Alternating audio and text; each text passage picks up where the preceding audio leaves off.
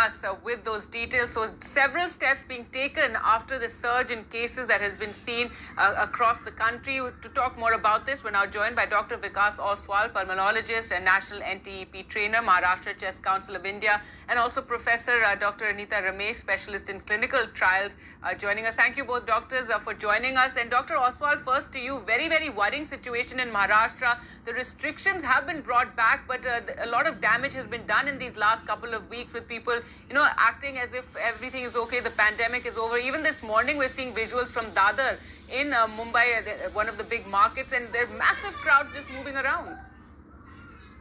Yes, we have already seen there are a lot of cases right now, especially in this past 2 weeks. There are surge in cases.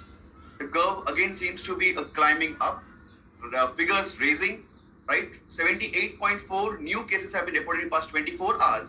Whereas 26 odd figures of new cases were registered in past 24 hours.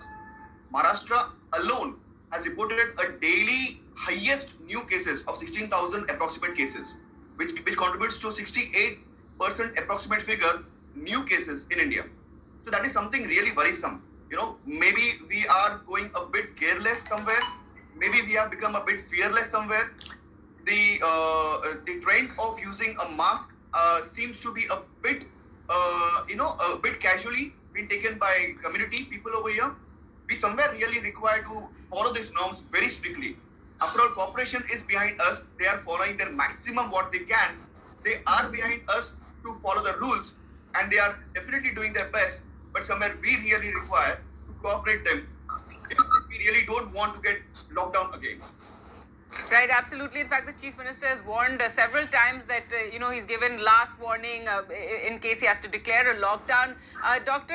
Anita Ramesh, what is your view of the situation right now? This was something that was inevitable. Many of you experts... Any flight for the next 3 months.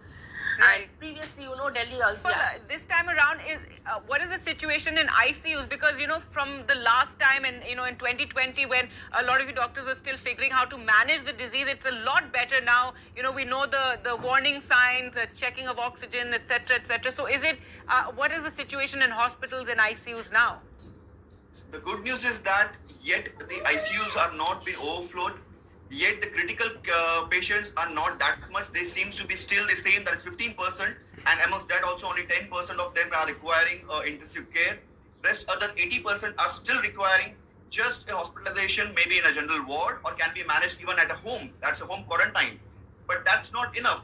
People are having a false hope or a false faith that once we get a jab, and immediately they just go around across without a mask, thinking that they have been secured completely and they won't get COVID again. That's somewhere you need to, put it in your mind that getting a jab or getting a vaccinated doesn't mean that you have been protected 100%. Okay, these vaccines, definitely the efficacy of these vaccines are maybe around range of 60 to 80%, but it is nothing to do. There are patients who have received 2 jabs or 2 vaccines, 2 shots of vaccines, but still they are positive.